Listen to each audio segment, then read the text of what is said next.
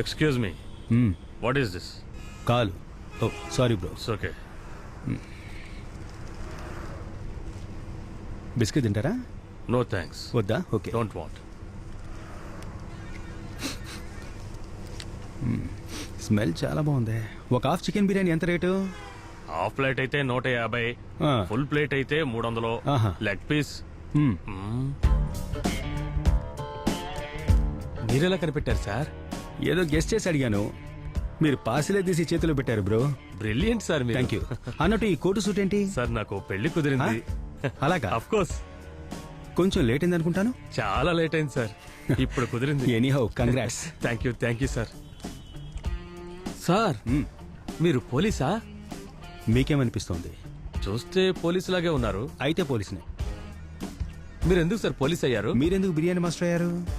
Sir నాకు చిన్నప్పటి నుంచి బిర్యానీ అంటే ఇష్టం సార్, అందుకే బిర్యానీ మాస్టర్ అయ్యాను. ఓ 3 పూట్ల విందు, నైట్ అయితే మందు, లైఫ్ హ్యాపీగా ఉంది.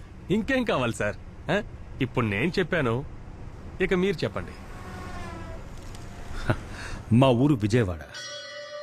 అన్ని ఊళ్ళకి గుర్తింపు ఉన్నట్టు మా ఊరికి కూడా ఒక గుర్తింపు ఉంది. కనకదుర్గమ్మ గుడి. సంతోషానికి అభివృద్ధికి ఎలాంటి కొరత లేని ఊరు. ఈయనే మా నాన్న మునుస్వామి, పూల వ్యాపారి. మా నాన్న కట్టే మొట్టమొదటి దండ కనకదుర్గమ్మ గుడికి వెళ్తుంది. 150 మందితో మొదలుపెట్టిన ఈ పూల వ్యాపారం 1000 మందితో కొనసాగుతుందంటే మా నాన్న పూల వ్యాపార సంఘానికి అధ్యక్షుడిగా ఉన్నందువల్లనని మా అమ్మ చెప్తూ ఉంటుంది. ఇదేనండి మా బృందావనం. ఇది ఇల్లు మాత్రమే కాదు, ఒక చిన్న పూల మార్కెట్ కూడా. పెళ్లిళ్ళు, ఉత్సవాలు, జాతరలు ఏమైనా సరే, ఎలాంటి పండగలొచ్చినా, పబ్బాలొచ్చినా మా ఇంటికి పువ్వుల కోసం వస్తారు. ఇల్లంతా సువాసన నిండి ఉంటుంది. ఇలాంటి అందమైన ఇంట్లో అందమైన మనసుతో ఒకరున్నారంటే ఇదిగో వచ్చిందిగా మా అమ్మ. వీడి పేరే మల్లిగాడు. వరుసగా నాకు తమ్ముడవుతాడు. ఇలాంటి తలతెక్క పనులు చేస్తూ ఉంటాడు. పరమానంద శిష్యుల్లో మొదటివాడు. ఏంట్రా తలకిందులుగా ఉన్నావు? పెళ్లి కొడుకోళ్ళు వచ్చారా? వాడిని పిల్లరా. చింపురు జుట్టడా. నా జుట్టునేమన్నా అంటే నేను ఒప్పుకోను. ఈ బంగారు తల్లే నా చెల్లెలు. మా నాన్నలాగా నిజాయితీ కలది, మా అమ్మలాగా అందమైంది. ప్రతి నెలలో మంచి రోజు వస్తుందో లేదో కానీ మా చెల్లెల్ని చూడ్డానికి పెళ్లివాళ్లు వస్తూనే ఉంటారు.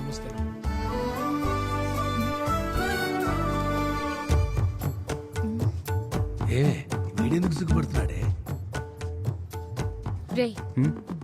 ఏంట్రా ఇది? సిగ్గుపడుతున్నానే, నువ్వెలాగూ సిగ్గుపడవు. రే వాస్కోడిగమ్మా. సారీ. రారా. పర్వాలేదు, నటించకు, రారా. ఇతనెవరండి? నా ఫ్రెండ్ కొడుకు, నా కొడుకు ఫ్రెండ్ పక్క వీధిలో ఉంటున్నారు. అలాగా?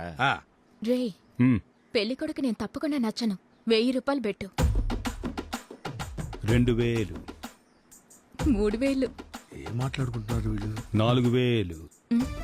బ్రో నువ్వు ఓడిపోతూనే ఉన్నావు బ్రో, చూసు కట్టు. 5000 పెట్టు. మళ్ళీ మొదలు పెట్టేశారు. 2000, 3000. జింతలక్కడి జింత. వచ్చే పెళ్లి కొడుకుని ఇలాగ అవమానించి పంపండి. చందు వచ్చావా వడా బజ్జి లాగించేసి పోతూనే ఉండాలి. అడ్వైస్ చేయకూడదు. నువ్వు పెట్టి కడతావా? 1000 రూపాయలు. నాకంత సీన్ లేదమ్మా, మీ అన్నతోనే కట్టుకో. సరే అండి, మేము బయలుదేరుతాం. వెళ్ళి ఫోన్ చేస్తాం. ఫోన్ చేయడం కాదు సార్, సాయంకాలం లోపల చేస్తే మంచిది. ఓకే చేస్తాం. వస్తాం. వెళ్ళండి. రే ఎప్పట్లాగానే వాళ్ళు ఫోన్ చేయరు కానీ తీరా పందెం డబ్బులు లెక్క బుక్కులో రాసుకో, మొత్తంగా సెటిల్ చేస్తా. జాగ్రత్తగా వెళ్ళరా.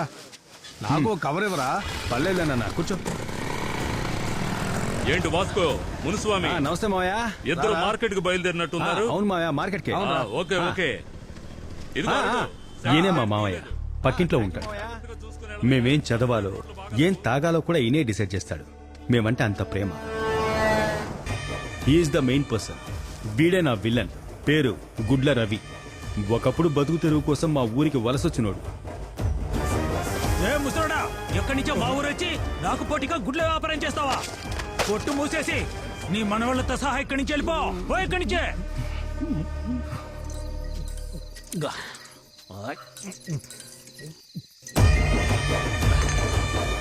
ఏంట్రా ఊరి నుంచి వెళ్ళిపోతున్నారా?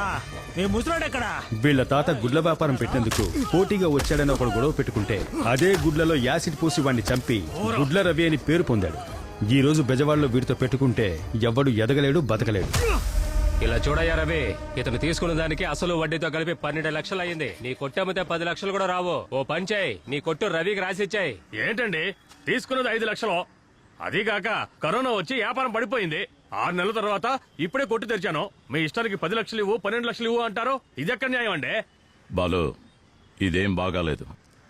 మాట్లాడకుండా కొట్టు రాసిచ్చేయి. కొట్టు రాసిచ్చేసి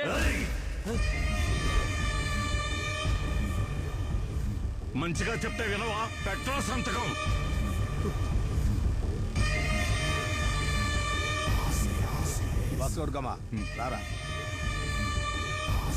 రమ్మంటుంటే మిస్టర్ వాస్కోడ్ గామా, అన్యాయం చూస్తే ఆవేశపడేది, అక్రమం చూస్తే ఎగిరెగిరి పడేది ఇదే వద్దు పో. ఇప్పుడు నేను కూడా అందరిలాగే చోద్యం చూడడానికే వెళ్ళా. రేయ్, మీ నాన్నరా నేను, నాకు తెలియదు దాని గురించి.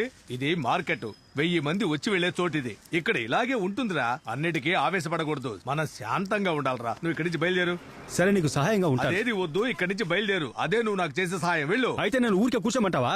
ఏం ఫాదర్ నువ్వు? ఊరికే కూర్చోవడం దేవుడిచ్చిన వరం రా. నేను సంపాదిస్తున్నాను, కూర్చొని తినరా. మరీ బోరు కొట్టిందనుకో, స్నేహితులతో బంతి ఆడుకో, కబడ్డీ ఆడుకో, బెల్లంగోడ ఆడుకో. అంతెందుకు ఫోన్ లో పబ్జి ఆడుకోరా. కానీ ఉద్యోగం అంటూ చేస్తే గవర్నమెంట్ ఉద్యోగమే చేయాలి. మా నాన్న చెప్పిందే వేదం, ఆయన మాటను జవదాటిందే లేదు. ఏం లేంది ఎక్కడున్నారు? ఏరా, ఇంకా స్టార్ట్ చేయలేదా మీరు? బజార్ వీధి కుర్రోళ్ళు గ్రౌండ్ బ్లాక్ చేసి ఇవ్వనంటున్నారు మా. మీరేంటి గాజులు దుడుకున్నారా? అంతే కదా. ఇప్పుడు బాల్ ఆపుతా. అబ్బా. ఏంట్రా, ఏమైంది? అన్నా, కార్క్ బాల్ తోడుతున్నారన్నా. ఎరా రే, ఎవరి గ్రౌండ్ లో ఎవర్రా ఆటలాడేది? ఇది నీ బాబుగాడి గ్రౌండా? ఇది పబ్లిక్ గ్రౌండ్ రా. ఇక్కడున్న చిల్ల చెట్లన్నిటినీ కష్టపడి కొట్టేసి జేసీపీతో చదును చేయిస్తే ఇప్పుడు మీరు వచ్చి ఆడుకుంటారా? యాజ్ పర్ లా ఇది నీ బాబుగాడి గ్రౌండ్ అయినా సరే, ఇకపై మా పర్మిషన్ లేకుండా ఒక్కడి కూడా లోపల రాకూడదు. ఏంట్రా తెగరెచ్చిపోతున్నారు? మీ అందరికి 2 నిమిషాలు టైం ఇస్తున్నాను, వెంటనే పారిపోండి. బాబోయ్ బూచాడు, భయం వేస్తుంది. అన్నా, నువ్వుండు. ఏయ్, ఎవరికి 2 నిమిషాలు టైం ఇచ్చేదే? మీ అందరికి 1.5 నిమిషం టైం ఇస్తున్నాను. మర్యాదగా వెళ్ళిపోండి. లేకపోతే ఏం చేస్తావురా? మీకు పాడి గట్టి పంపిస్తాను. మిమ్మల్ని పంపిస్తావా?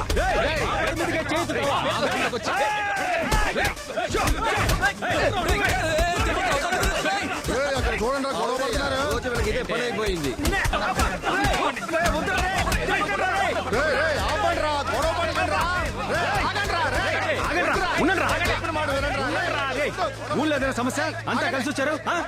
కాసేపు ఊరుకోండిరా. బూమర్ అంకుల్ కూడా వచ్చారు, మాట్లాడకండి. చెప్పండి బూమర్ అంకుల్. రే, క్రికెట్ ఆడే వయసారా ఇది? క్రికెట్ ఆడే వయసా ఇది? నీతో ఉన్నవాడు అమెరికాలో సెటిల్ అయ్యాడు, నీతో ఉన్నవాడు సింగపూర్ లో సెటిల్ అయ్యాడు, నీతో ఉన్నవాడు కారే కొనేశాడు, మిగతా స్నేహితులు ఇల్లులు కూడా కట్టేశారు. మీరేమో ఆ ఊరికి ఈ ఊరికి బ్యాట్లు పట్టుకొని తిరుగుతున్నారు. పని పాటు చేసి జీవితంలో సెటిల్ అవ్వకుండా క్రికెట్ ఆడతారంట. క్రికెట్ నువ్వు వెళ్ళి మీ నాన్నకు తోడుగా ఉండొచ్చు కదా. నువ్వు వెళ్ళి పూలగొడ్లో పని చేయొచ్చు కదా. నువ్వు పొలం పనులకు వెళ్ళొచ్చు కదా. నువ్వు సూపర్ మార్కెట్ కి వెళ్ళొచ్చు కదా. వల్లకాడికి వెళ్ళొచ్చు కదా. ఆయన ఎంత పెద్ద మనిషి, ఆయన వల్లకాడికి అయ్యో, కావాలంటే ఆయనకు తోడుగా మీరు వెళ్ళండి. రేయ్, అక్కడ చూడండి రా చిన్నపిల్లల్ని. రేయ్, గమనించండిరా. హాయ్. ఆ చిన్నపిల్లలేమో ఆడటానికి వెయిట్ చేస్తున్నారు. నిజంగా ఆడాల్సిన వయసు వాళ్ళదే. మరి ధోని ఎందుకు ఆడుతున్నాడు? అతను ధోని కదా. వాళ్ళని కలుపుకుని ఎలా ఆడుకోవాలో మాకు తెలుసు. సలహాలు ఇచ్చిన చాలు కానీ వెళ్ళి పని చూసుకోండి. పెద్ద మనుషులు మాట్లాడుతుంటే మధ్యలో దూరతావేంట్రా? పెద్దాయనా ఇలా రా. అయ్యో అన్న, ఏంటి కాలు తొక్కేశారా? అమ్మురా. అందరూనా?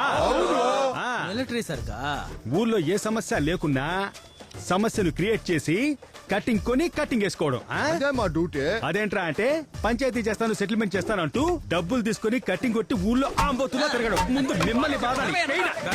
తెల్లగున్నలు. ఎప్పుడు చూసినా వాడు ఆ పనికి వెళ్ళాడు, ఈ పనికి వెళ్ళాడు, వాడు అమెరికాకి వెళ్ళాడు, వీడు ఆఫ్రికాకి వెళ్ళాడు, వాడు లవ్ చేస్తున్నాడు, వీడు పెళ్లి చేసుకున్నాడు, వాడు ఇల్లు కొన్నాడు, వీడు కారు కొన్నాడు, వాడు ఆడపిల్లని కన్నాడు, వీడు మగ పిల్లని కన్నాడు, వాడు టాప్ కి వెళ్ళాడు, వీడు డౌన్ కు వచ్చాడు.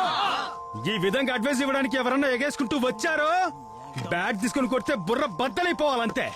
బ్లడీ పని పాట లేని చవటల్లారా, పట్టుకోండ్రా.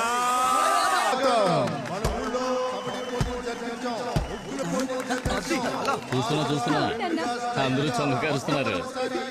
నమస్తే నమస్తే కలసైనా.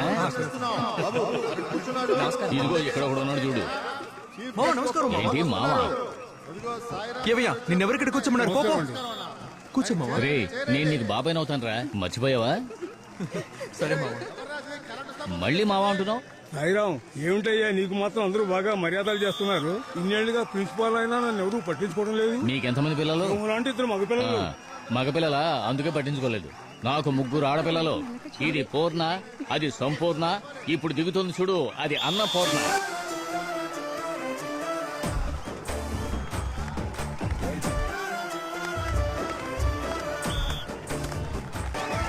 ఏంటమ్మా డిఆర్ఎస్ సార్ డిఆర్ఎస్